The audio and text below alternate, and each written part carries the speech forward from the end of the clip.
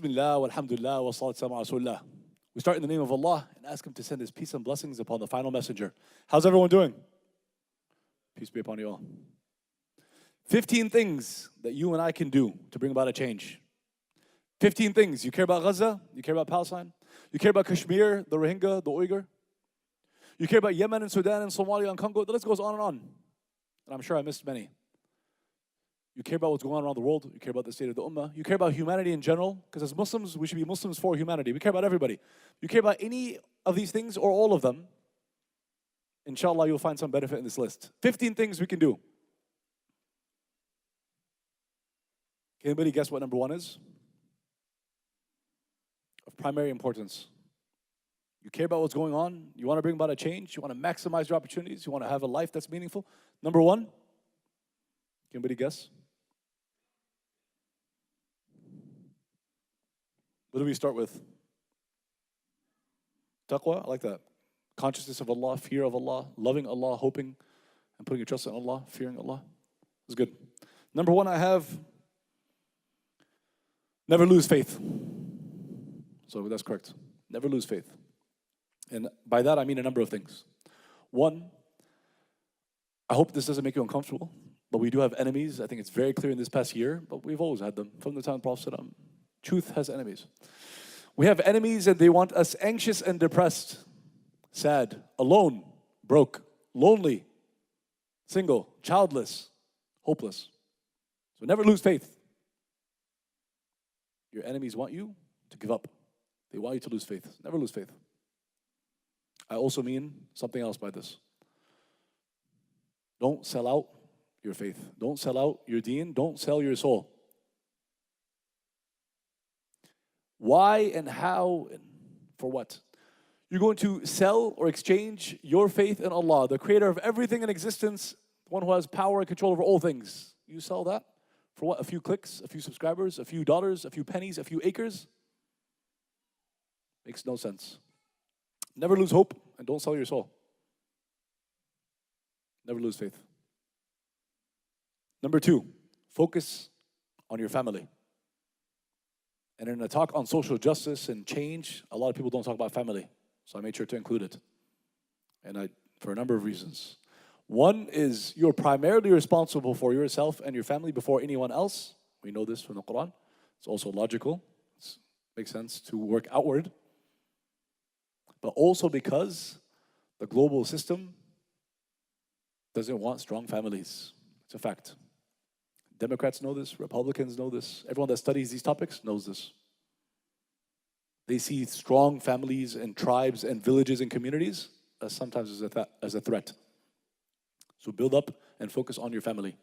The rat race is endless. Even if you win, and there's no such thing, you can never have enough zeros in your bank account, but if you win that race, you're still a rat. It's the rat race. You can't win.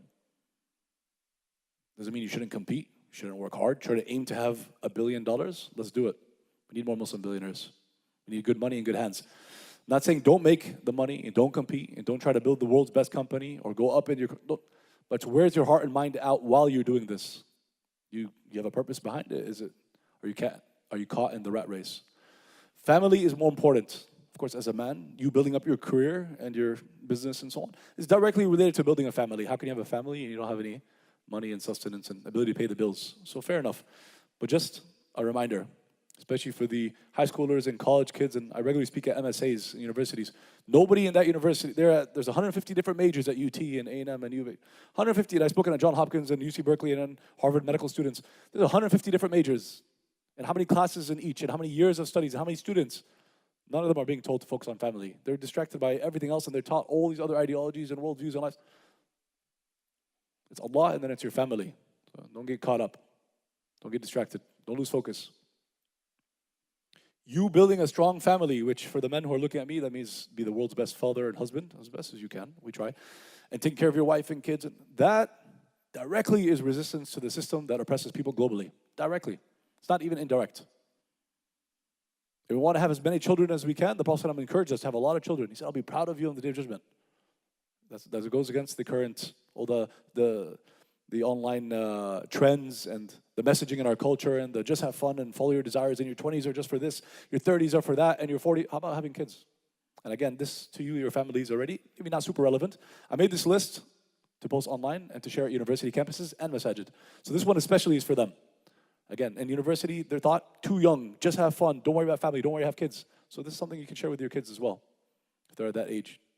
You want to, and they care about social justice, you want to bring about change, where, I'm going to build, it's my business or my brand or my career or my job. Yeah, but family comes first. You building a strong family is directly resist the systems that oppress people globally. They don't want you to have a strong family. They turn women against men. They turn men against women. The gender wars, nobody wins. A civil war inside your house, and many of you, with all due respect, and many people in our community are struggling with this. It's global, and I hear stories many times. But a lot of people are not happy in their marriages.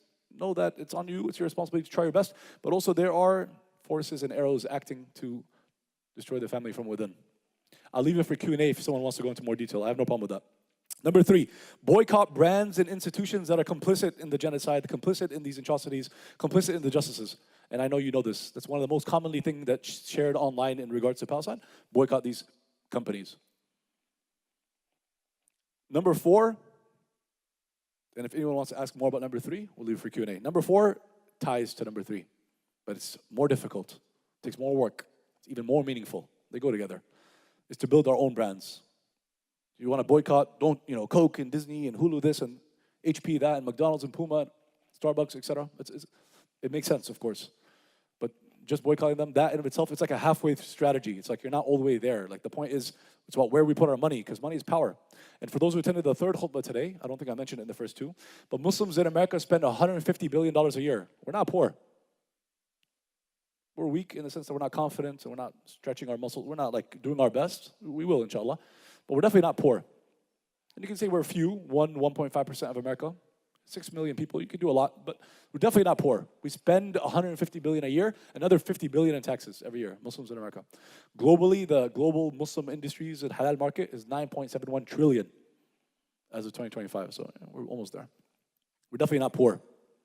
In America, Muslims on average are like upper middle. So anyways, but we build our own brands. So you might be thinking, I know you mentioned in the khutbah, I get it, entrepreneurship, we build our own businesses, but that's not me. I'm actually a really good doctor at a really good hospital, and I think that's what Allah created me for. That's fine.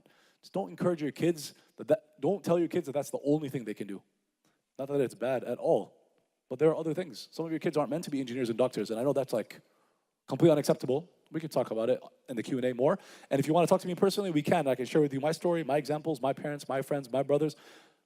I think it will make sense, inshallah. Some of my best friends are top engineers and top doctors. They're at Harvard residency in medical school. They work at Google and Amazon and Microsoft, and I think you get the point, right? And I talk to them, and I love and respect what they do. But who's going to build the next Facebook, YouTube, Instagram, etc.? Want us to build the next Amazon, Tesla. I know a Muslim who's responsible for creating the prayer space at the Tesla factory here. What is it called? Tesla outside of Austin, the new spot, the big, huge gigafactory. I know it was a 25-year-old Indian Muslim young man from South Carolina. I met him when I spoke at the masjid there. He invited me to his house, him and his family. They're amazing, mashallah. But he told them while they were designing it, he said, you need to include a prayer place. It makes it more efficient. People go to the parking lot, they come back, you have this many Muslims. He did the math, he drew it for them, and they included it. Taking initiative, I love it. But yeah, we need to build, and he agrees, and his family said, we worked for Tesla and his 3 brothers, and we worked for Neuralink. Now we want to start our own company.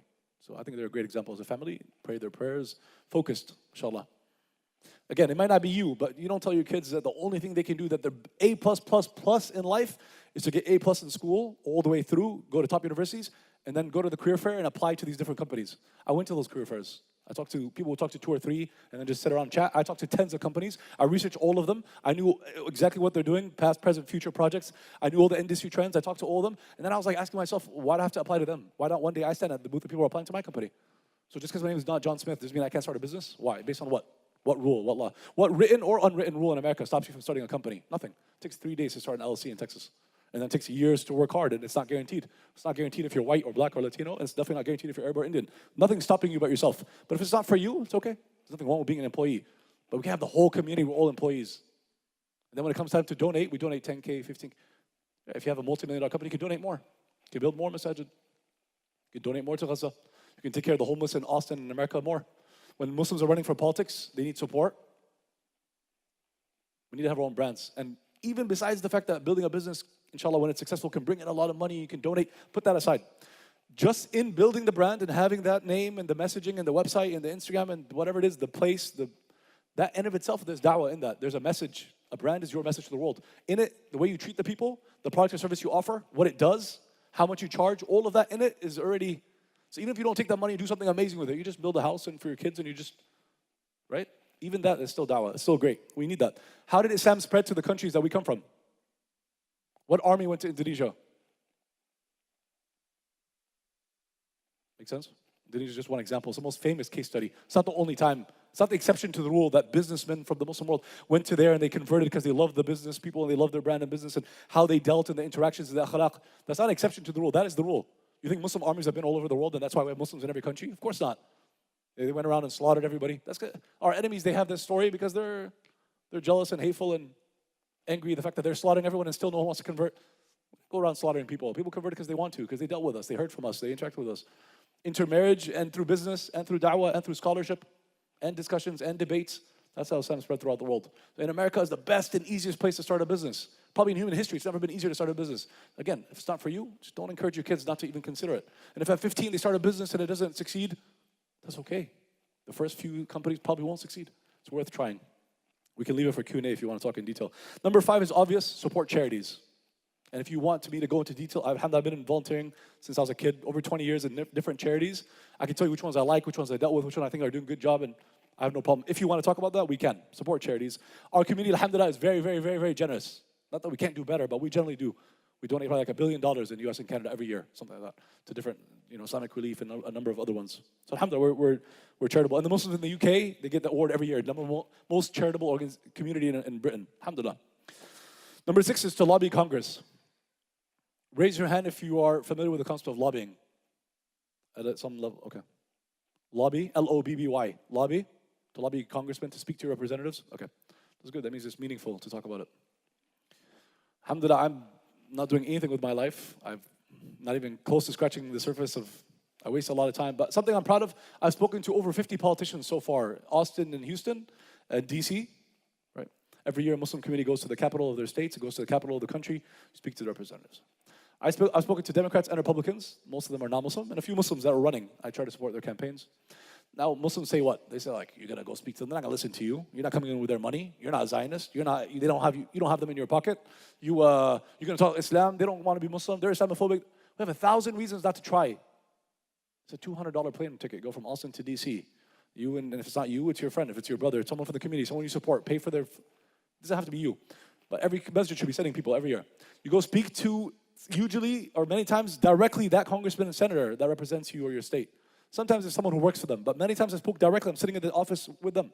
They're powerful. There's only a few hundred congressmen and senators in America. Each one of them is more powerful than many heads of states around the world. In the US, you have this right, this privilege, you have this opportunity that you can speak directly to them. I don't care if 99.99% of the time they don't listen. It's okay. What about that 0.01%? It's worth it takes me 2 days, it takes me $200. Think about it. How many of us come from countries we can go speak to your representatives and senator or king or prince or president or prime minister? Here you can. I've done it. And 50 politicians, that's a drop in the bucket. Maybe 1 or 2 of them thought about something I said. The rest kind of like, let's just take pictures, smile. Okay, thank you, come again. Okay, guess what? I'm going to do this inshallah for the next 50 years if Allah allows me to. And I want to hopefully speak to thousands of them. And I want to train a whole group of high school, college kids across America to do that every year. And we'll get there. We need to also produce our own politicians. You lobby those who, we want to convince them, persuade them, show them evidence they don't see, case studies of things that they don't know about, tell them why it's in their favor to do this or why they should change their mind about that. Let's say it's like almost 0% effective, which is not true. They're human beings. And depending on the state, some representatives have very good relationship with the community. Some they hate us. They don't even want to meet us. It's a full spectrum. But fine. We want to produce our own politicians. And then when you're lobbying, you're meeting your own people. You got them in there, and they go there, remind them of what you want them to do, and you encourage them. It's a whole system. I think you guys get the point. Encourage your kids, if they have that interest, they have that capability, they have those personalities, encourage them to go into politics. We have like cliches in our community. Politics is dirty. We have politics is bad. Like, we gotta get past that. Like, of course, there's a reason for these cliches. There's a reason for the stereotypes. But so the conclusion is we don't even try. Like, we're in America, we're not even gonna. 6 million Muslims, you want us all to be quiet, sit down, stop. We can't. We shouldn't. No, me, no, thank you. Come on. And then what? We make dua. Oh Allah, change the condition. Not through media or through politics or through business or through, then what? How do you think it works? Alhamdulillah. Lobby Congress. Number 7, vote accordingly. So we want to produce our own politicians. And There's so many ways to approach this one. I know this is tough. We have a number of different views in our community. We have those that believe that we're Muslims in a country, we shouldn't even be here because it's a non-Muslim country. The bulk of Islamic history is proof that it's not like that, but that's fine. We shouldn't be in a non-Muslim country, and definitely participating in voting is like completely nonsense or completely haram. We have that view. Okay, that's fine. We have others that say, they're probably blindly obsessed with one of the parties and we should all just be joined. It's not healthy. And overly trusting of the system or any of the parties. It should be a healthy balance of recognizing that neither party, we're Muslims, we don't need to be Democrats or Republicans, as in we can vote for one or the other depending on the race. You don't blindly put yourself in any of these two boxes. And one day, inshallah, we'll have our own party. Not as in 1%, as in black and Latino and white and stuff. Most people are poor, most people are struggling, most people care about social justice, most people care about their families, most people know that they're being scammed in America, they all agree about riba, they agree about how they can't even pay their bills. This is a majority of America. We have a party that eats up the other ones, but that takes generations. Until then, though, you do produce politicians. You don't be blindly Democratic or blindly Republican. We'll leave it for Q&A because there's a lot more to be said, but we can talk about this. But I'll leave you with this. For those who know at least basic US history, know that for generations, the African American community and African American Muslims, for generations, did everything they can, including even dying or being tortured, abused, wrongfully imprisoned, beaten over the head, bled, etc., to be able to vote. And then the laws changed, and then they could vote, and they were still beaten up, and then the culture changes, laws, then culture. So we come here respectfully. We have this view in our community, voting doesn't matter, elections is all fake, and doesn't even, you know how disrespectful that is? Again, I know that you don't mean it. No one's saying we're trying to be disrespectful.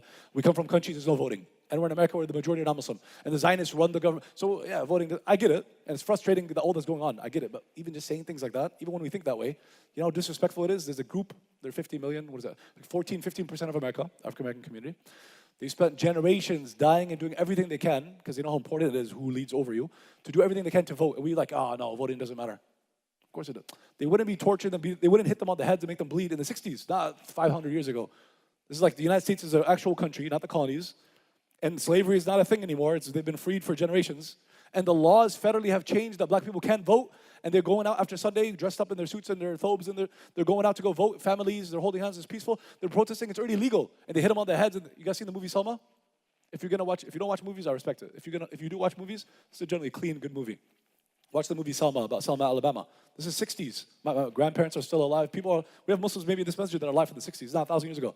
It was already legal to vote. The laws had changed, but certain states were doing their best to stop them.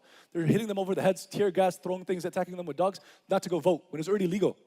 Then you say, voting doesn't matter. Why would they do that if voting doesn't matter? Think about it. Of course it does matter. It's just not a one-size-fits. That's why I have 15 things on the list. Any one of them by itself is not enough. Doesn't mean it doesn't matter. It's necessary, but not sufficient. Number 8, post online. Especially I'm speaking to the high school kids and college kids. Let's say you're like, I'm not gonna start my own business. I'm not running for politics. This is not for me. Charity, I'm 15 years old. Okay, share people's posts that are doing a good job. Share their posts. Create a whole account. Create an anonymous account that doesn't have your face or name if you're afraid of potential backlash, which is, we live in a world that's scary. People will be finding out where people live and doing things that, I don't want to scare you, but there are scary things. My face and name has been online my whole life and I've generally been okay, but things can happen. You make an anonymous account, no face, no name. Some of those accounts have millions of followers because the content is very meaningful. There's a focus around it. People know it's a resource. You can do that at 15, 18, 20, 22 with your parents' permission. Not only can you make a lot of money from that, you can have, inshallah, a lot of ajr. You can change the minds of a lot of people. And it doesn't have to be associated with you if you're afraid of post online. If you're in school or if you're in college, if you go to UT, if you go to, consider submitting posts, submitting papers or pieces, like articles, and speaking at your local radio, media, newspaper, college campuses. I've spoken at a number of them around the country at protests and stuff. And then some of them interviewed me for the local newspaper. But those who are on college campuses that are active and stuff, they should try their best to, somehow we always feel that we can't, or we're not good enough, or we shouldn't, or they won't listen to us. Do we even try though? You should try. And start your own media company. It's for free. We all have a phone. You can just start posting. So so your thing is videos and pictures is not your thing. Speaking out and business and politics, but maybe you're a good writer. You're right. And I can talk to you about it as well. There's one of the top Muslim blog sites in the world, Muslim Matters. I'm part of that team. You can submit a piece to me if you like it, anonymous, with your name, without your name, with your picture, without your picture. No excuses. If you like to write, you can write for these. And you get thousands or millions of people around the world to read it, inshallah. Number 10, I think that this one is even easier than all the rest. For anyone can apply. And I mentioned it in all 3 khutbahs. Talk to your classmates, co-workers, neighbors, teachers, professors. Guys, in America, everybody shares their views on everything. Nobody really cares. For most people, they don't get angry that easy. It's not that deep. They'll smile when they disagree. They'll smile when they agree. It's not really a culture where like people are in your face and yelling at you. It happens. We see those posts. But there's 350 million Americans. A girl got her hijab pulled off. It's not every day in every city. This happens once a year in one city. Probably more than that. And it's disgusting. And I was part of CARE for years. I still am. And they take these cases seriously. But just that's not the general. I think you would agree. A lot of your neighbors would like to hear from you. I think if you told them something like, I have Muslim neighbors. I live in Dallas right now. We're all Muslims, but it's a nice community. But I would say, non-Muslim neighbors, let's say in a suburb in Austin, you knock on a few doors. So ideally, you didn't wait for Gaza and then I want to get to know my neighbors. You've been here for 5, 10, 15, 20. Ideally, you moved into a neighborhood, you brought them all pie or cake or tea, shai, etc. Hey, I'm your neighbor, let me know what are the coolest places in Austin to go eat or whatever. Something to, I came here from New York City. I heard that the summers are hot. Well, you need advice? People love to give advice. Yeah, you should do this. Thank you so much. If you need anything, let me know. I'm in this apartment. Okay, you do that with your neighbors. You stay in touch every once in a while. Then when Gaza happens, you go to them, letter or mail or knock. Listen, there's a lot going on in the news and stuff. I'm from there. If you ever had questions, let me know. I know it's controversial. Something like that. It's not that difficult. And maybe you're like, that's not me. Maybe your wife talks to the woman. Maybe your son talks to the 2 billion Muslims, and the vast majority, except for a handful of people, quiet, calm. It's not. Everyone thinks it's not my job. It's everybody's job. What do you mean? This is genocide. Everyone's job. I'm not telling you to do anything crazy. I'm saying talk to your coworkers, your neighbors, your colleagues. Some people go through high school and college, years studying with a group of students. They study together, go through med school, studying together for years. The same 5, 6. It's like maybe Sarah and Fatima, a Muslim girl, and maybe Abdullah, a Muslim guy, and 3, 4 others, Jessica, Sally. And they go through, they're studying, and they laugh, they take breaks, they eat, and then they study 4 years. You never tell them, I'm Muslim, by the way, if you have any questions. You're missing out on the medical school. It's a big deal, I agree, but how about Allah says the best thing you can do is tell people about Islam, tell people about Allah. And you'll be like, oh, well, I'm a medical school, I'm an engineer, I go to the masjid, but I'm not a scholar, I'm not an imam. Give me an ayah or hadith that says until you have all the knowledge, you have nothing. It's not such thing. You didn't start practicing medicine until you became an expert in your field. How are you going to become an expert without practicing? It's illogical. It's not how it works. Shaitan is just telling you to miss out on all the good opportunities. Imagine if you had to study medicine for 30, 40 years, then you can start practicing as a doctor. That's what people are saying. Been attending khutbahs from as a kid, now you're 40, and you never told anyone in your neighborhood, anyone that you're Muslim, because I'm not a scholar. Like, I didn't dedicate my life to. Who said? Like, it's not how it works. There's no such thing. Handful of imams in America. Do you guys know there's 3,000 or there's 2,700 masjids? Half of them don't have imams, so it's like 1,500 imams. And there's 350 million Americans. So among the many lists of reasons the Shaitan will tell us not to do anything or try our best is the imams will do it. I'm not knowledgeable enough. I don't have the time. I don't have the money. These are all excuses. Classmates, co-workers, neighbors, pick one of those. Pick your best friend who's at work, colleague. And if you can't do any of these things, like you just can't do the face-to-face stuff, it's not you, it scares you, then you post online or encourage someone else to post online. Okay. Number 11, join protests. I want to talk about protests very quickly. Okay, some of you love it, some of you it's not for you, some of you even believe it's against our deen. Okay, respectfully, I mean, people have been protesting from the time Prophet said onwards, but anyway, it's fine. There's a lot of nonsense at our protests, I agree. But I want to talk about this. A lot of people, respectfully, I believe they go to these protests. Like I was here in Austin in like March, it was a Palestine protest, thousands of people, right? Some of you maybe were there. But I really do believe that most people that are there don't really fully understand why we're there, which is, I'm not saying I'm better than you, I'm just saying I've thought about it. I don't know if people have thought about it enough. If you're there to like vent or to like, because you're upset, or you want to raise your voice, I understand it. It could be therapy. There's nothing wrong with that. It's frustrating what's happening. But there's a purpose behind protesting. There's a reason that's part of American culture and society, and it works if you understand what it's. The point of it has a lot of benefits. But the primary point of it is mainstream news, like 6 o'clock, whatever's in Austin, KXTV, whatever it is, right? They will, if there's a big crowd yelling about something or raising their voice or dressing a type of way or walking down a certain street or in a certain neighborhood, it's going to make the news because they want to know what's going on in our city. That's what the news is. It's what's new. So there's a group of people, they're angry. Why are they angry? So it makes it 6 p.m. news. Majority of people are watching 6 p.m. news, or are they protesting with you? Majority of people in America, they're watching the new TV, or they're at the protest? Majority of people are watching the news, or they're at the protest? Watching the news. So all these people at home that walk 6 p.m., 7 p.m., 6 a.m., whatever, you want them to see, okay, Palestine, the flag, the name, people are yelling. What are they yelling? Why are they saying? They Google it, they read more, they learn. That's the point of the protest, primarily. It's to get mainstream media's attention. We said posting online, your newspaper, that's all small and second. Mainstream news still has like the majority of the numbers. And you expect that the people who work at CNN, MSNBC, are going to just like their job description is going to change where now they're talking about Palestine. It's a whole Zionist company from the top to bottom. They're going to start advocating for you, using their viewers. No. So you protest, so they get your attention, so they get hopefully a few seconds, so they can say, so someone can think, someone can research it. And then every American citizen that researches it and watches it, it's a big deal. They're potential voters, and voting matters, and who leads us matters. We're a small community in America. Well, Zionists are a small community in America, or the lead Zionists. They've convinced a good number of people that it's in their interest. It's not. It's destroying America. Every day now, there's movement. I know for a fact from being online for the past year and from meeting people in Dallas and around the country, I know for a fact that there's a movement among both left-wing and right-wing in America, especially younger people. So that's white, black, Latino, Democrat, Republican. Movements saying that, basically our parties and America, by extension, has been hijacked. America first should also mean we don't send money to Israel. We need it here. We have people that are dying in the streets. We got people that are homeless. We got people on drugs. We got people are not able to pay their bills. People are in debt. It's a good thing that people are realizing that our tax dollars shouldn't go over there, if that makes sense. So you don't give up hope. It's changing every day. May Allah make it easy. Say Ameen. Number 12.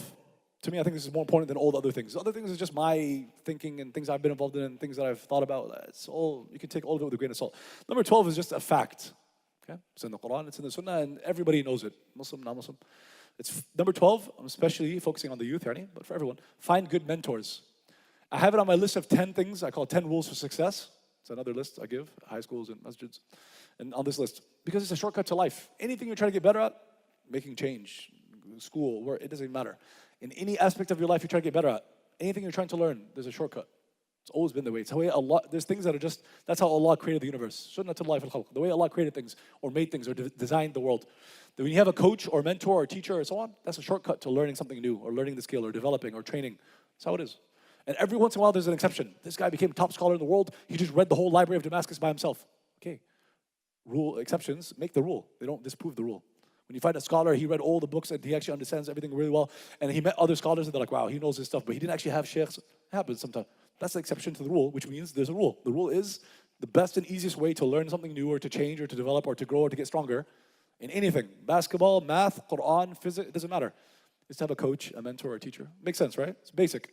So you're trying to get better in any of these areas, instead of being at 15, listening to this and be like, you know what, I do care. I'm going to try to do these. And then spend the next 10 years to try to figure it out. You find someone that's already, any of these things I mentioned, there's already people doing it well. We have top lawyers in America. We have some people doing really good in media. We have some people that are donating millions of dollars a year. Just meet them, find out what they did. What they learned in 40 years can be taught in 4 years. This is how it is. Raise your hand if you've heard of Ahmed Deedat, one of the top Islamic debaters, speakers of the 20th century. I mean, he passed away in the 21st century, but his big debates were in like 80s and 90s. Who's his very famous and very well-known student? That's also a debater, Islamic speaker, known around the world, one of the top Muslim names on the planet. Ahmed Deedat's student is, he passed away, Allah yarhamu, may Allah have mercy on him. Ahmed Deedat, his son is his student, still alive and speaking. Dr. Zakarak. Who knows the numbers? Ahmed Deedat said, on this point, Ahmed Deedat said, what I learned over this many years, he learned it from me in this many years. Who knows? I'll give you a hint. 2-digit number, 1-digit number, starting with the same number. Is that confusing? It took him how many years to, he read he knew the Bible inside out. And I'm sure you know the Quran at a certain level, but the Bible's an expert. All the different Bibles, and he could quote them. Ahmed does. He said, it took me how many years? He started at like 15, he dropped out of school. There's a lot of circumstances. I think his dad died, and he was by himself, and he didn't have money. He's in South Africa. He's an immigrant. A lot of things happened, issues in his community. But eventually, he dropped out of school. We're not encouraging anyone to do that. Parents hate when I even mention a story of someone who dropped out, which is a little bit extreme, but that's fine. He dropped out. 15, he starts reading the Bible because the people are preaching and knocking on their doors. And he's like, what are these aggressive people? Why are they saying this? I don't like what they're saying. Studying their Bible. He worked his way up. Over decades, he became Ahmed Deedat. Who knows how many years? He said in one of his last videos and interviews. From what I remember, I saw this video as a kid. So I remember he said like 40 years. I heard 30. But anyways, he said it took me 40 years. I got this, people are impressed by how fast he can remember and memorize. Okay, but he read them over 40 years. And Zakir Naik spent how many years with him? Where he basically took that. And we believe, it seems he surpassed him. Because he quotes also Hindu scripture and Quran and even better than Ahmed does. But the teacher gets all the credit. But okay, how many years did he take to get that from him and then surpass him? So 40 years, he learned it, he had all the notes, he had built up his arguments, he had written his books, he gave it to him, and he downloaded it in his brain basically over, I'm mentioning this example as 4 years, 44. Just one example, and of course they're both very intelligent, Zakir Naik maybe higher IQ, a lot. Anyways, he's a doctor, he's used to memorizing.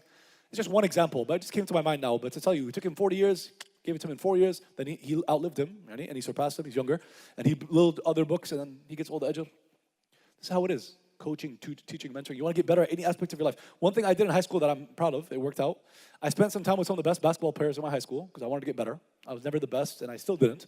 But being around the top 5, 10 kids, I became number 11, 12. I made the team, but I was on the bench. Make sense? I wanted to be one of the best in math. But I didn't take calculus BC, I took AB. Okay, alhamdulillah. I probably should have pushed myself a little bit more, but I studied with some of those who were taking BC, so I got an A in AB. It's like levels of calculus. If you're studying throughout a year in high school, you're studying for that whole year with your 5 closest friends, they're all top students in your high school, number 1 through 5, and you study with them, what's the chance at the end of that year you're going to be like number 50 in your high school? Or like 50 from the bottom? It's not likely. Whatever it is you end up actually is better than what you would have ended up. That's what matters. But chances are you'll be number 6, 7, 8, 9, 10, if not 3 or 4. It's a basic known fact. I think we don't need to argue it. Your environment matters. Choose your coaches, mentors, teachers, spiritual guides, imams, scholars. You choose them wisely and learn from them. It's a shortcut to success. And also, it matters who you partner with. And of course, it matters who you teach, and it matters who you marry, and it matters who you have kids with. This is everything. People are everything. Your relationships are everything. But okay, we'll move forward. Find good men. Number 13, pick up the mic. But I think I spoke enough about how we need to speak and not be quiet, so I'll just move past it. But somebody in every community has got to pick up the mic and actually speak. So it can't all be, it's taqwa and iman and righteousness and dua and dhikr. Okay, but none of those contradict speaking up. So it needs to be done right, but there's people for it. Can't have a whole 2 billion people that are quiet. Okay, we're good on that. Number 14, I kind of mentioned it over and over in the khutbahs and today, so I won't go over, but consider, and especially for your kids, consider non-traditional career paths. We need people to study medicine, engineering, and the sciences, but we also need the social sciences. We need the Islamic studies. We need therapists and counselors and youth directors and imams. There's possibly 30 youth directors across America, paid professionally, like full-time or so on. 30 and across. Austin needs at least 5, 10, 15, 20. Houston needs 50. It has like 2 or 3. I lived in Houston. It's very sad. If I ask parents, raise your hand if you think your kids, there's something about them that you don't like, behavior or belief, struggling with something in school or something, or their deen is not all the way you want. 95% of parents would raise their hands. We're talking about hundreds of thousands of kids across America. We have 30 youth directors across the country. And we're like, oh, our kids, we talk about them like they're the problem, and we expect for them to be problematic. It's really sad. I was a volunteer youth director throughout my 20s, and I don't regret a minute of it. I loved it, and it's very meaningful. But I could have gotten paid for that. Not to make this about me, but I'm saying 30 of them are paid across America. But every major masjid should have a youth director. Someone who doesn't need to be a PhD of Islamic study, they probably won't be at 25 where they can relate to the 15-year-olds. They don't need to be. They have at least maybe a college 101 level understanding of deen, and most importantly, they're passionate about it, and they can communicate to the kid, and you can save people from, so of course, everything through Allah's help. But this is how you actually take the steps to ensure that the next generation is upon the deen. I hope, inshallah, you all agree. We can leave it for Q&A. Consider we need more youth directors, counselors, therapists, and media, journalism, law, politics. We need to start thinking about this. If this annoys you, I'm sorry, but what do you, look at the world and look at, even if you're into politics, look at the world of the ummah the way it is. If you don't like it, which no one does, consider what are actual things we can do. These are things we can actually do. And number 15, don't let them change us. There's a story that I really loved. I heard it as a kid. It was about the war in Iraq. So I was actually in Austin Peace Academy. I was like 2nd grade, 3rd grade. 2nd grade when 9/11 happened. We went to Iraq 2003. I was like 3rd grade. So this happened around 4th, 5th grade for me. Yeah? So this is like early 2000s. There was a man that would go outside of the White House in Washington, D.C., I think something like every Friday. Okay, the war in Iraq I don't know if it even ended. Did it even end? We just forget. We move on to the next conflict. May Allah forgive us. But it's like 20 years, right? Plus. So he would go every Friday. He would go there. There's like a corner, right? The actual White House is like quite far away. There's a green area, and then there's like a fence, and there's like bodyguards, and there's like an intersection. Something like that is what the story goes. He stands there Friday nights, and sometimes a group, sometimes just by himself, sometimes a few people, sometimes a lot. And he protests. His thing was, he takes out like a lighter, and he just, like a flame. So the cameras come and like, what do you guys think? It's like, yeah, I'm against this. I'm a non-Muslim. I'm against what's happening in Iraq. We shouldn't be sending our money over there. We're killing innocent civilians. The White House is here. I want to know that I'm against it. He lets his flame and so on. This guy was consistent. Years, every Friday. He goes like, one time it was like raining, so no one else came. He held his umbrella, and he lit his line. And one of the security guys, when they came up to him, he was like, yo, I see you all the time. I respect what you do. I get you. No one's out here. There's no cameras. You're letting your. It's like you can go home. It's okay. You're just not gonna change what's going on in Iraq. The military-industrial complex, U.S. plus how many 80 other countries together went to slaughter 100,000 people in Iraq to free the world and all this stuff. So you're not gonna change it by standing there with a light. He said, I'm not here to change them. I'm here so they don't change me. He's non-Muslim. Alhamdulillah. I don't know if we have time, but I'm open to Q&A.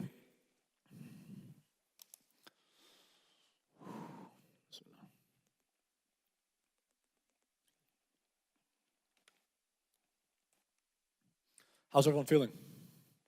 Too much? Too intense? Too fast? I talk too fast. No, I was born in Texas. I'm from here. I'm born in College Station. I grew up in Austin. I went to Austin Peace Academy, elementary middle school. Few years in the Middle East. I came back. I've been in Houston throughout my 20s, and I just moved to Dallas this year. It's a strong Muslim community. And I'm honored to be back here. Today was my first day ever at Brushy Creek. They opened this masjid right as my family left Austin. So I've heard about it my whole life, but I'd never been here. I grew up going to pray at NAMCC. It was not this building, it was the other small little building. I took Quran classes there and went there Fajr, Maghrib, Isha. And then school and Dhuhr and Asr was, ICGA, AP. But no, I'm not from New York, although people ask me all the time. It's the only place, it's the only city I've been in the whole world where no one said you talk too fast or talk too much. It's the only city, no one said anything. I'm like average speed there. But subhanAllah, you're from New York? But yeah. A lot of people didn't understand it. It's okay, I don't think I said anything that's critical like that. Bismillah. Wa yakum, my honor.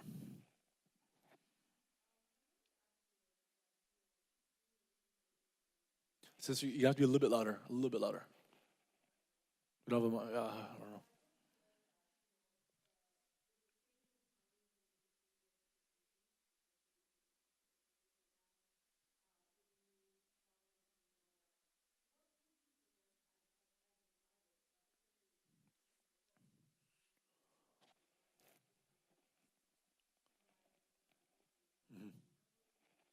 Over 100 masjids in Houston and like 70 in Dallas, and it was 5 in Austin. Now it's like 15, 16 since I was like in my lifetime. Alhamdulillah, we're doing a lot of good.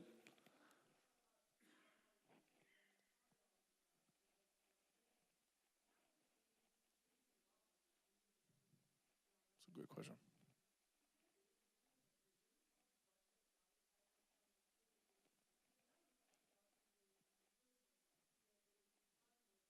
Yeah.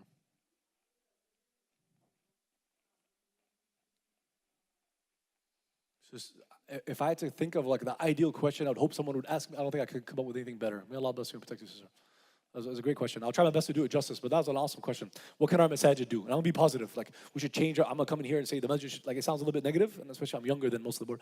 I'm gonna say like what more can our masjids do, or what is an ideal masjid in America? What can we aspire to? I'll try to be positive about it because I know masjids are obviously doing their best. Why would they not? Bismillah. A couple of things. Actually, the short answer. I'll give you a short answer, and then I can talk about it for hours. I'm very passionate about the topic, but. Yeah, she's like, what can masajid do? What can we do? Can we upgrade? So masjids came here, built up, make sure we had khutbahs and masjid and salah. But how about all the things you mentioned? Like, how can masjids rise to the challenge or rise to the occasion of all the issues that are happening in America? That's like the gist of the question. But what can masajid do, right? Okay, so a short answer, or a simple way to put it, is assuming that, because it's not, my opinion is irrelevant. There's 6 million Muslims in America. But let's say a lot of people agreed, like, Abdullah, this is a decent list. Like, cool, you've thought about it. Is this political stuff, business stuff, some da'wah stuff? Then I would say, I guess they would agree if they think the list is decent, that our masajid can be headquarters, can be institutions, organizations, can be a center that launches a number of these initiatives. That's a short way of putting it. Obviously, there's way more detail. But for example, we talk about businesses and brands. A masjid will primarily always be salah and khutbahs and so on. It's required. It's fard. So cool. Although I do think these things are fard kifaya, but that's fine. Those are fard ayn. They're required on every individual. But once the prayers are established, you got a space. 99% of the time it's empty throughout the week. Beautiful spaces too, and people are already used to coming here. They're in good locations. They're in all the locations. We have masjids everywhere. So use them as an incubator. As in 15-year-olds can come Wednesday, 6 p.m. We got a group of high schoolers. They can discuss business ideas. Someone in the community that's already further along, he's an investor, he knows investors, he's in real, he's at Apple or Tesla or etc. We have all that in our community. They come give them some advice on career moves and also like how they can potentially open their own business. So an incubator. And then when someone has a good idea, we get them on a call with an investor. We have all that, alhamdulillah. We can talk about this. So yeah, we talk about like lobbying Congress. Okay, people meet here and then they go to the capital at certain times of the year and they go get involved. So masajid could be a place where to organize and to mobilize 100%. Find good mentors. Number 12, find good mentors. What's a better place the ideal place to be to find your teachers, sheikhs, mentors, scholars, whether it's not just to get better at salah and dhikr and dua, but even to get better in every area, they should come to the masjid. Notice, by the way, our Muslim community, and Dallas I think is a great example, but even Austin, Houston, we have people in every industry. Yes, we're like a little bit lopsided. We're kind of like heavier in some areas. We're weaker in other. But we have people that are doing really good in pretty much every industry in America. Sports and politics, we're working on the politics, but we have a number of people that already won races. They can advise the next people. We'll do better. Top of the top engineers and doctors, top athletes, media. There's people that are with millions of followers. There's people that are some of the most followed people in the world are Muslim. Again, so we're doing really good in many areas. But the mentorship and the coaching, our masajid inviting these people to come and like create programs and stuff, we haven't even scratched the surface. Inshallah, we will. Pick up the mic. You have a Wednesday, Friday, Thursday, whatever evening time where you line up the boys and the girls and so on, 10, 12, 15. You have a mic. You have 60 minutes. We'll give you a topic. You got to speak on the mic. I've done public speaking practice, debate. Our masajid can and should, inshallah, will do all these things. But yeah, definitely, I love the question because we shouldn't be thinking about it as just a place for salah and for Jum'ah. The Prophet's masjid, I know this is cliche, we've all heard this, you know this better than I do. The Prophet's masjid wasn't just khutbahs and salah. Yeah, it's a great point. You're free to add, by the way. Maybe you thought of something I haven't thought of. What's one thing you think the masjid should do that we don't know? Or let's be more positive. What's one area of improvement for our masajid in America? If you don't mind it. One thing that, because you asked the question, you must have had thought of something. What's something you would wish we do better?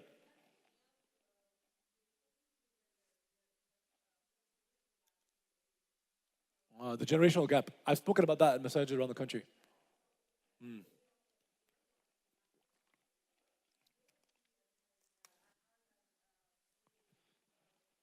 Okay.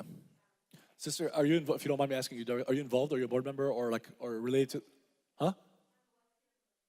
Okay, mashallah, that's awesome. How about this? I'm 31, right?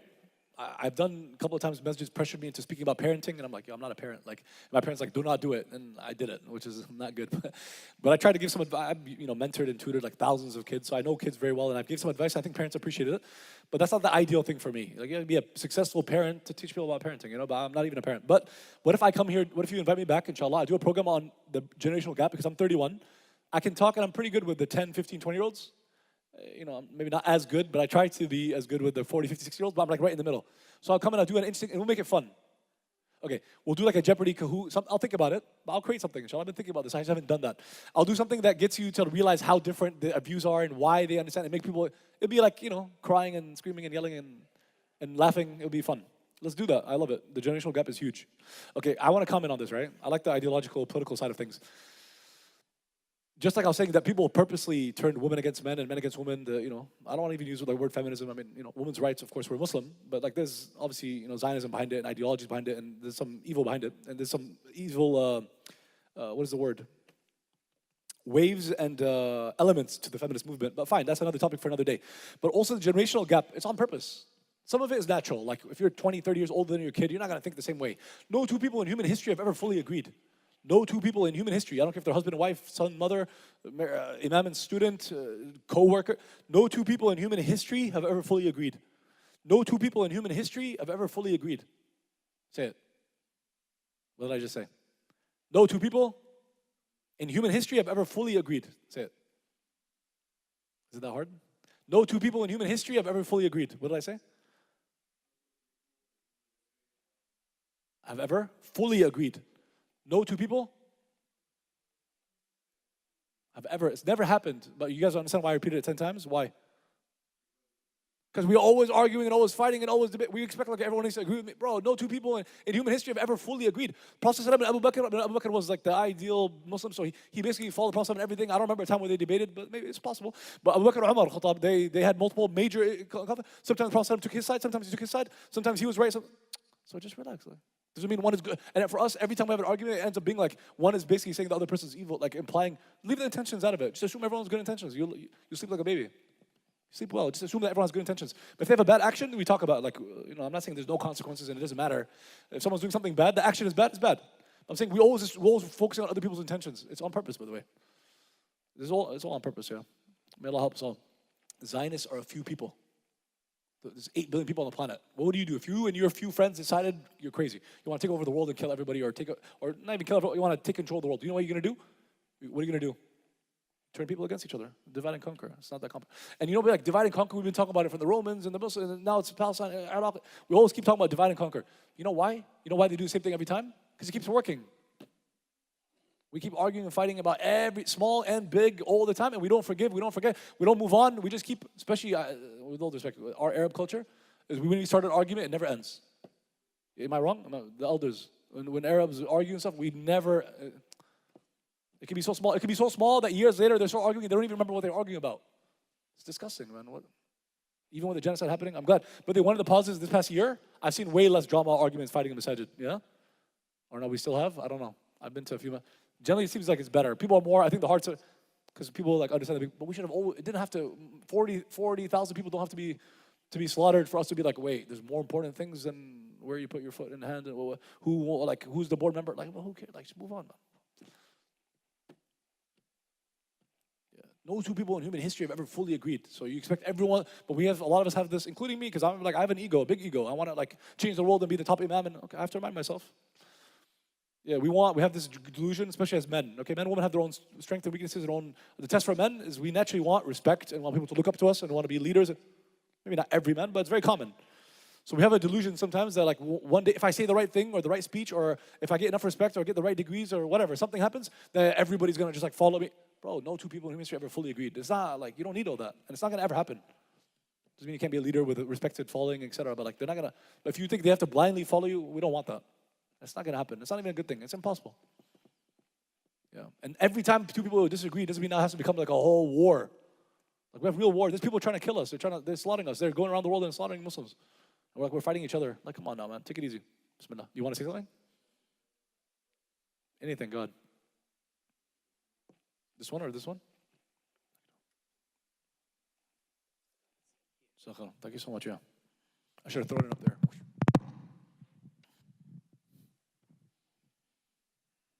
We'll be hurting ourselves and other people hate us. Go. I think you mentioned a really interesting statistic. Only 30 youth directors, right? That I know, as far as full-time across America. It should be 1,000, not 30. Yeah, it's like 50K a year, 60, 70K. We have the money. Good. Okay. I appreciate you. So we definitely need more of those. 100%. Right? Like, I shouldn't even have to. And so obvious. also need more social workers 100%. or psychologists. So how do you go about increasing the number of young folks that go into those careers? Step one is the parents, like, because I know for a fact, when I go to college campus, I know that there's high school kids, college kids, that they would potentially consider that as a career path. They like those things. Because Allah created us, He created us different, like, we don't have to, like, I don't want to go off on another hour long thing.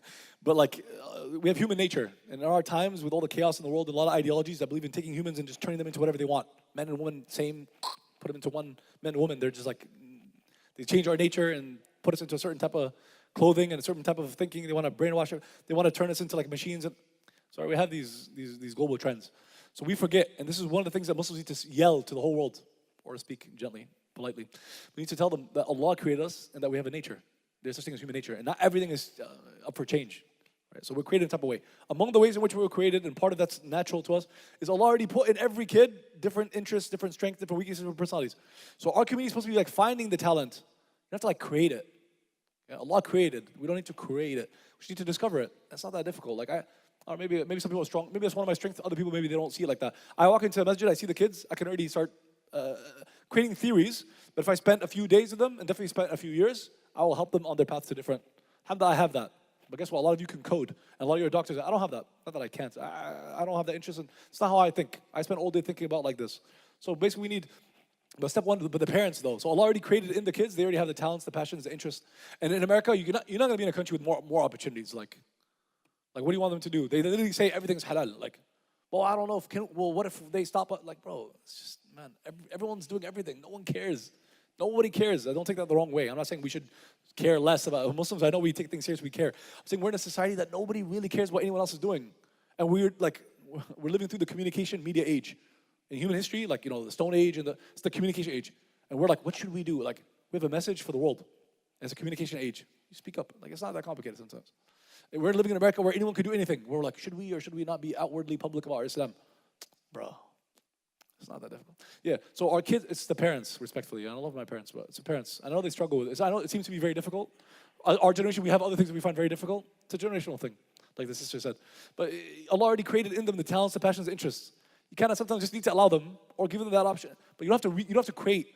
Like someone here is like, I like what he said. I'm going to go to my kid, he's 10, I'm going to force him to become a politician. He will not be the best politician. It's impossible. The people that become really good politicians or businessmen or any of these things, or doctors, the best doctors are those who their parents force them to go into medicine, or they love it, they think about it, they dream about it from when they were younger, or at least at a certain age. They dream about it, they love it. If their parents said, we're going to ban you from med school, they'll run away and go to med school, yes or no? What kind of doctor do you want? The one who loves it or the one that was forced into it? But it's like that in every field. And Allah already did it. The hundreds of thousands of kids across America, Muslims, they already are going to go into they already have the ability and interest to go into everything. But some of them, their parents make it very difficult. Alhamdulillah, I understand. Parents are scared for that. I can only imagine. I don't have kids. I don't have kids. I've already been making dua for my kids for years, and I don't even have kids yet. I'm already scared for them. So it's scary. I understand. Our best. Assalamu alaikum. Alaikum salam wa barakatuh. Jazakallah khair for being here. It's my honor. I looked up in Instagram, so I Don't see do you that, on don't do that. Abdullah. There's far better people to follow into. My question to you about the speaking up portion. Have you given some thought onto how to reach the average American and what kind of speech that you can make that would have them understand what's happening in Palestine or in the Muslim world in general, and not that we need sympathy, but we need justice and to build coalitions, and one of the ways to do that is to speak up. I just would like to know if you have given that some thought. Great question. I'm gonna give you three things. One is I'm not like this expert on anything, but my humble, what I understand of the world and how it works today in our times, the most underutilized and undervalued and underappreciated and the best place and avenue and so on for change, which could be Islamic change, could be any type of change, right? Of course, we want Islamic change. The best is college campuses in America and UK, Canada, South Africa, Australia, like similar culture, but America, the university campuses. And we have one of the biggest in the whole world here in UT, right? Probably the best place. You might think, okay, Abdullah, I get it, right? College students, they're young, they listen to new ideas, and they're always discussing. So like seems like somebody needs to do that, but it's not for me. I understand if it's not for you. Okay, but your kids, your students, your friends, your friends' kids. Let's say you have 2 boys and 2 girls, let's say your kids, and even though they're only 10, 12, 15, you already know that he's going to be a computer scientist, she's going to be a doctor maybe, and he's going to open a car mechanic shop, and she's going to be a whatever, and you're like, they're just not that type of, nothing wrong with that, but that's not, they don't have that person. But you know that one of their friends, one of your daughters has a friend, or one of your brother's sons has a friend, that every time he comes to the house, opens the door, and just the way he comes in and the way he talks, wow, charismatic. He's 10, but he already has that. Okay, Allah did that for a reason. Some people are very negative. May Allah forgive us. We look, he's going to grow up to be a dictator. He's going to grow up to be he reminds you of some of the bad leaders in our Muslim world. Okay, but leadership is neutral. It could be a good leader, it could be a bad leader. But some people, they have that, so he's a natural leader, or she's a natural leader. So I'm saying, whenever anything doesn't apply to you, think about the kids, right? Think about the next. But here's 3 things. College campuses in America. If it's not for you, okay, but we're not even scratching the surface of the kind of good that we can do on college campuses. I try, but one person, there's millions of college kids every semester across America. Someone needs to go and speak to them because they're open to ideas, they're always discussing, they're changing all the time, they're learning new things, they convert, and then they spend the rest of their life dedicated to a cause. Every day it happens. Most of the people that convert to Islam, college students. Okay, number 2, billboards. I wish I know this before I ask, but I'll ask you all. The Austin Muslim community, have you guys put up any billboards for Gaza? Or anything related to a bus? It's like a bus to school. It's like this school bus should have a bus of kids, but it's been bombed in Gaza. Or peace.org. I don't know. You guys have anything? Did the Muslim community in Austin put up any billboards for Gaza or Palestine or anything? LED bus, so it's light up, okay. It drives around and it has what, Gaza, Palestine? Okay. So not billboard, but bus. Huh? There's one billboard in Austin?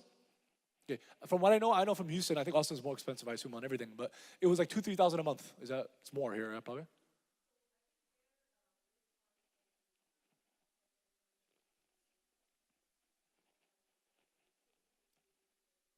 Do you know, just if you don't mind, I like to know these, do you know roughly how much it costs a month or no? 9,000 a month? Oh, was it multiple months? It's let's say 3,000 a month. $3,000 a month, you have a billboard. How many, you don't know the number, but I wonder if the company gives you stats. What do you think is the estimated number of eyeballs on that billboard over those 3 months? Where was it? Not that I know Austin that well, but. So it's not 10 people who saw it. It's got to be 1 million eyeballs, yeah? Millions of, cost $9,000. You got millions of people to see it. What did it say?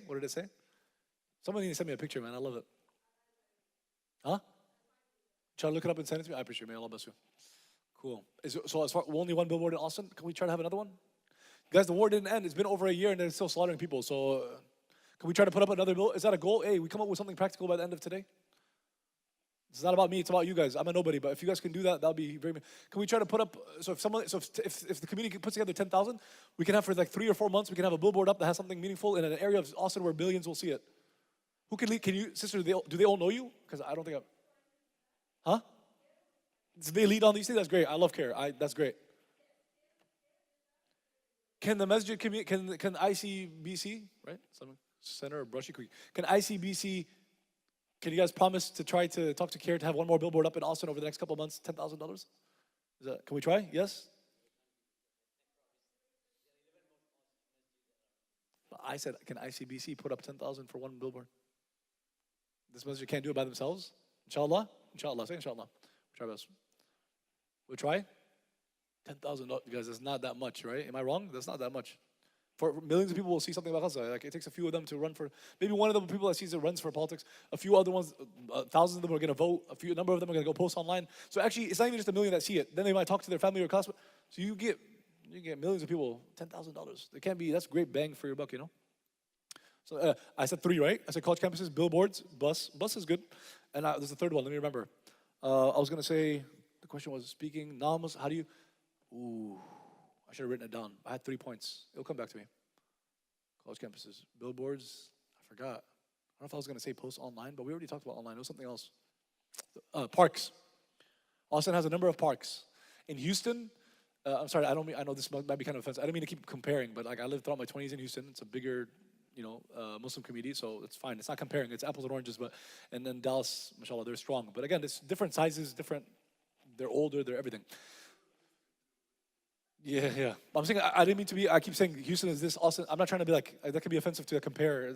Austin's my city. I grew up here. I love it. And we don't need to compare. We just need to do the best that we can do. But one thing that I did consistently that definitely had worked, like almost every time we had shahadas, alhamdulillah, and people were happy and excited, and some of them would join the table the next time. But we had a number of parks. I don't know if you guys have heard of Memorial Park. Center of Houston, location, big. People come there and be excited and happy. So much spaces. We have tables there. I don't think in the 20 years they've been there, or 10 years, I don't think they had one negative incident. And even if they do, you don't stop. You don't stop giving dawah because someone comes up and yells at you. But I don't know. I've been there for like 5, 6. I don't think they ever had one negative incident. How many hundreds and thousands of positive interactions and people asking questions, giving out pamphlets and water, ice cream, pictures, video, and then people convert. Costs $0. I mean, a table and a cloth and papers, and you don't even need it. Even if you just walk around, but in a group of you, it's dedicating some time. Saturday, Sunday, a group of people from ICBC, NMC, you go to some of the big parks and you give dawah. If you want to now, because of Palestine, you focus on Palestine, or you talk about generally about Islam, it's all good. It doesn't matter. And it's Allah who brings about victory. But if we're not doing these things, we're not doing any of these 15, and then we say, oh Allah, like dua, respectfully, that's disrespectful. Like, that's not what dua is, from my understanding. Like you put in your 110%, and then you make dua. You make dua before and after you give your best, but this action still has to be part of the equation. Like if you're able to. Allah alam. Are we anything else? Questions, comments? You're free to not just ask question or ask for advice. You also tell me, Abdullah, you're mistaken about this, or I know better than you in this, or you need to change your mind on this. Like, I'm open. I'm here to learn. You guys can change my view on something or correct something I said wrong. Please. I would love you. Ready? Yeah, bismillah. Okay. I think there's a big problem with lack of knowledge within the youth. Okay. And I don't think the problem is with a lack of lectures or people that come to visit, I hear this. people of knowledge that come to visit. Okay. I mean, we have a lecture right now. There's probably maybe 10, 15 youth over here. So I think the problem is less that there isn't knowledge in the community, but more that no one's coming to seek it. So how do we get the youth to come? Great question. I mean, I'm happy that you're asking it. Definitely we should be thinking about it. Do I have like a one-word answer? Like if we do this, everyone's going to come? I don't know. If you don't mind me asking, can I ask you some questions? Yeah, how old are you? Okay, well, why did you attend today?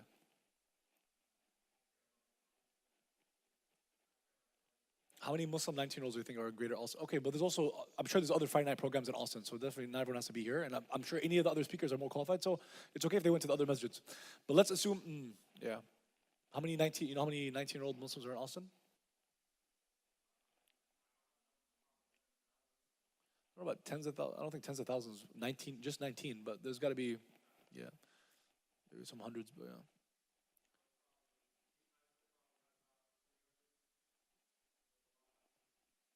Sounds like you're volunteering yourself. What do you guys think? It sounded like he was volunteering himself, right, brother?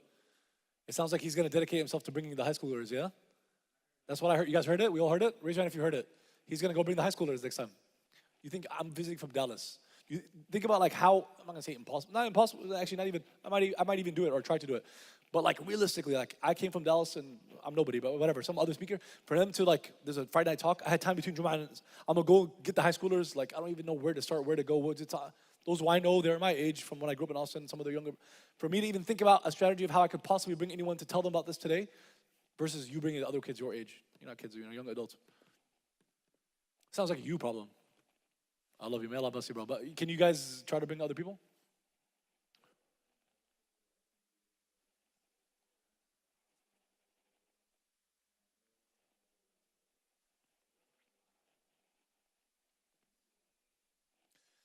Okay, this is a great question. Something we could. How about this? We'll see if anyone else has questions. Are you guys free after this? I got time.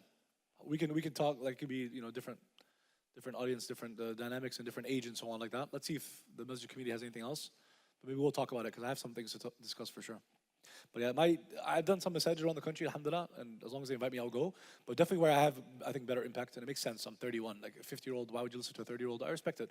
So, but I go speak to college kids, they're like 10 years younger than me, and generally, like, I think we connect well. I just spoke a few days ago in Baltimore, John Hopkins. I think it was good. After talking to them for a while with like a couple hundred people at a banquet, afterwards the boys, the young men, in like 20, 21 years old, a group of them spent another like hour with me asking questions and so on. So I try my best to provide value that way, but we'll talk inshallah. But yeah, the way that the high schoolers are going to come to the stuff is that a high school kid's going to bring his high school friends. That's how it's always been. And college students, they got to tell each other. Those who are like super passionate about like we should be here today because of these reasons. Dhikr, dua, Quran, the salah, the masjid, etc. Palestine, Gaza, politics, whatever it is, or all those things that make you that you're passionate about. The person who's especially inspired to be there should try their best to bring other people. And then guess what? You get 3, 4, 5, 10 times the ajr. If you brought someone else with you, then any good deeds they get, you get all of it. It's definitely worth like 30 minutes on a Friday to text some people, group me, WhatsApp, Snapchat, whatever you use, Telegram. Yeah. Do you post online at all or not really? TikTok, YouTube, Instagram, Facebook? You know if you like post for months in a row consistently on any of these apps and it goes really bad, you get like 100 people follow you. That's like really, like it can't be worse. But if you actually think about it, look, there's less than 100 people is a lot, because we just think, I know this guy who has 1 million followers. Okay, he's probably singing and dancing and getting all these sayyats. Like, you don't need to compare yourself. 100 is a lot of people. How many people in their lifetime, how many people in human history will speak to a crowd of 100? Very few. Online, if you suck at social media, you get 100. So if we focus more on the edge and less about like what people think of me and how it looks and the clout, there's a lot of good deeds that we're leaving on the table. But social media is part. You should be talking to people throughout the week about coming Friday night and then post online as well. Bismillah, go ahead. Brothers, any board members here today or no? From the brothers? Any of you are board members or no? Yes. You're a board member. What time do we, I'm here for a few hours. What time is? No, I'm good. Alhamdulillah. This is very important to me. Bismillah. I think something that adds to the problem is that parents will just bring their kids to Sunday school or Friday school or summer school, whatever it is, but they don't actually teach their kids about Islam at home. And I think that's something you need to talk about. What we were talking about earlier, you need to, something the messages can do better. I think they need to tell the parents to teach their kids about Islam at home and how to teach it. What if they're doing their best? What if they know about like Salah, one God, except, but what if that's the extent of their knowledge? What if they don't know? Then they need to learn more as well. Fair enough. We all need to learn more. Yeah. Seeking knowledge is a lifelong journey. You think you know too much or you know a lot or you know enough, you probably don't know enough. Like, if you realize there's so much to know and I don't know anything, then, you get the right idea. So I try to remind myself of that, but it's a lifelong journey. Again, Interesting, can I comment on this real quick on the seeking knowledge? Listen, I was thinking about this the other day, and actually, honestly, almost everything I've shared, I've got it from some lecture or YouTube video, or one of my teachers, or a course, or workshop, or thing I attended. I'm really just copying and pasting, putting it together, but I'm not coming up with anything new, right? But I honestly haven't heard anybody say this, right? I don't think, I'm sure someone has said it, but I think I came up with it, and I'm very proud of it. And let me know what you guys think. I've never in my life met anybody that said that they regretted seeking Islamic knowledge. Think about it. Do you know anybody that studied Deen and they're like, oh, what a waste of time. I spent that weekend at the masjid and they were teaching, it was a waste of time. Or like, I don't know, went to Medina, got a bachelor's and like, nah, I don't recommend it. I never met anybody like that. I'm not saying you have to go to Medina, but you get the, but we know a lot of people that are doctors that will tell everybody and tell their kids, you gotta be doctors, medicine is the best.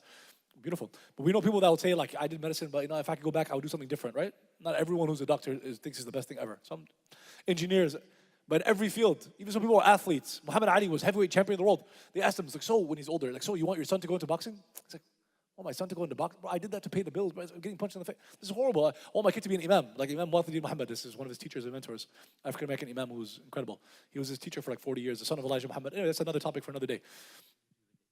He said, I want him to be an imam, or at least engineer, doctor, like, but to be a punching, like this is low level. He's Muhammad Ali, he's saying he don't want his kids to be an athlete or a boxer. So in every field, some of the top football players, like, the camera's in your face and you get injured and stuff. I'd rather my kids, like, I made money, now they can just like relax, or I'd like them to start a business. But everybody has, some people that are successful entrepreneurs, you think they'll tell everyone to do a business. They're like, listen, what I went through, most people can't do this. This is exhausting. I got divorced with my wife because she wouldn't tolerate my business. My kids, I hope they'll just get a job and just live. Why you have to be an entrepreneur?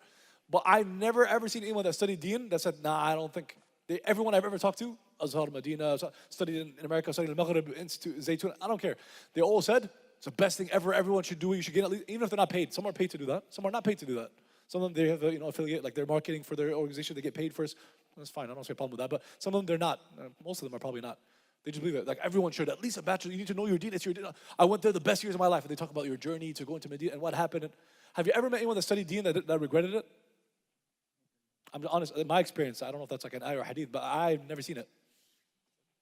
But I've seen it in every other field. Every activity people have done, every job or every career, every anything. I've seen some people that love it, some people that regret it, or wish they had done something else, but it's like too late. But I've never seen anyone study Deen and like, man, I spent like my 20s, 5 years studying Deen, and now I'm like trying to grow I wish I didn't do that, I just did. Have you ever seen anyone like that? That regretted studying Deen? Like, have you ever seen anyone that prayed and was like, dang, I actually don't believe in prayer. Like, I shouldn't have prayed. I wish I could undo that. Like, you know how you do Control Z in real life? You ever think Control Z? Or is that just me? Control Z, edit, undo on the laptop. You do something, you're like, yeah, I said something stupid. Control Z. That's me all the time. Have you ever like prayed and like, I wish I didn't pray. Like, I wish I'd done something, anything else? Never. Wallah, but that's my experience. No one's ever regretted it. I think that's from Allah. He's telling us, like, there's a million good things you can do with your life. It's not like everyone needs to go study Deen, but like, this is clearly the best. No one ever regretted it. I think it's from Allah. He puts that in your heart. Hold on, man. This is my thinking. 9 o'clock, we're good? Oh, bismillah, I'm good. But if someone wants to leave, respectfully, there's no problem with that. Okay. It's been over an hour. Like you said, maybe they do know the basics of like maybe like one God and the Shahada and stuff like that. Yeah. They're, like I said before, they lack the interest in Islam, and that's why it stops there. So what do you think as like a masjid they can do to like motivate or like interest them to learn more about Islam, or to come to the masjid more, not because they have to, but because they want to? The most, bismillah, go ahead.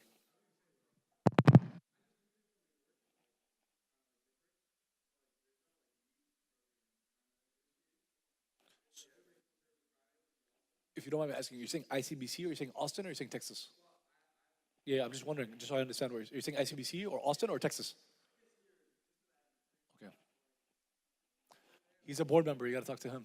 It's my first time ever visiting. But I can definitely tell you Texas, not the case. Even Austin, there's Minna and YM in Austin, Houston, Dell. So ICBC, I can't comment, it's my first time here. So he would like to see, you have kids? You said youth program. Okay, well, I think of youth. Yeah, okay, youth is. I'm 31. It's still young. Islamically, 33 is a peak of youth. I just thought you meant youth because I was a youth director and it was like high school below. But you meant how old, if you don't mind me asking? I got you. How old are you, if you don't mind me asking? You look older than that, Moshe. You look mature, but okay, 24. Yeah. So 24-year-olds, the best place to be probably MSA, like college stuff. Oh yeah. Does ICBC, like, I think I noticed it's like more family and maybe 20, there's not that many people in you guys' age range. This masjid, like 18 to 30 is not really, but it's okay, but there's 15 masjids in a city, they don't have to all, it's impossible for them all to do everything. So maybe hey, listen guys, I just came up with you guys have homework, and in a good way, homework is a bad word, but is a negative connotation. You guys, 18, this is just I'm just suggesting you guys do what you know is best, but 18 to 30-year-olds across Austin, come up together, especially if you're in this area, Brushy or like in the north, come up together, get together and do something. Because the parents because the kids outside, I think outside they're playing in the playground, right? Or am I mistaken? Or they were, like last hour? Weather, but I mean, generally, they play. I heard that Friday nights are lit in Austin. Okay. And the parents are inside and they drink tea. Okay, cool. So 18 to 30, you guys should get together. And you guys should, and there's hundreds, if not thousands of people, 18 to 30 Muslims, and even just North Austin, not even all Austin. Just in like this area of 15-minute driving, there's maybe like 1,000 18 to 30-year-olds. So even if 30 of them come together every Friday night and so on, that could be a lot of fun. Can we discuss something? Maybe each time there's like a topic, discuss, debate, laugh, enjoy. And of course, you make sure you pray. And then, I don't know, tea, coffee, donuts. It's not like, I'm not going to tell you what to do. Just do it. Definitely better than, you know where else, where other people are Friday night. So someone comes there and is just laughing and joking and then eating cheesecake and whatever, and no one's doing anything. They prayed, but then they didn't really, it's not an Islamic talk. Still better than all the other things people are doing. So 1830 is generally missing in masajid. It's not ICBC. It's natural. So you guys are gonna lead on it, inshallah. And invite me. I like donuts. I like cheesecake. I like smoothies. 31. Oh no! I mean, I come and speak. Okay, you got me. I'm not invited to my own club. Yeah, I turned 31 a few days ago. Any more? I feel old. Sister side? Any questions from sister side anymore? Yeah, that's funny. You're not 30. 18 to 31. And you know what they should be talking about? 18 to 31. What should they be talking about? They pray, they laugh, they joke, they eat, they whatever. They should bring up the topic and take it serious. 18 to 31. What should they be talking about? In addition to maybe career and like giving advice on like what major, what business, maybe some networking aspect of like, you know, helping people with jobs. And then in addition to that, what should they be talking about? In a healthy Islamic environment, if they're 18 to 30, what should be on their mind? What should be a priority? What should they be pursuing? Everyone else is dating and hooking up. It's Friday night and they're partying. What the Muslims, if they get together 18 to 30, what should they prioritize? Getting married. And they invite me. I can come and speak on it a little bit. There's more qualified people. I invite Sheikh Yasser bin Jas from Dallas. Jazakumullah khairan. Wassalamu alaikum wa rahmatullahi wa barakatuh. May Allah reward you all. Forgive me for any of my mistakes and anything offensive I said. I apologize.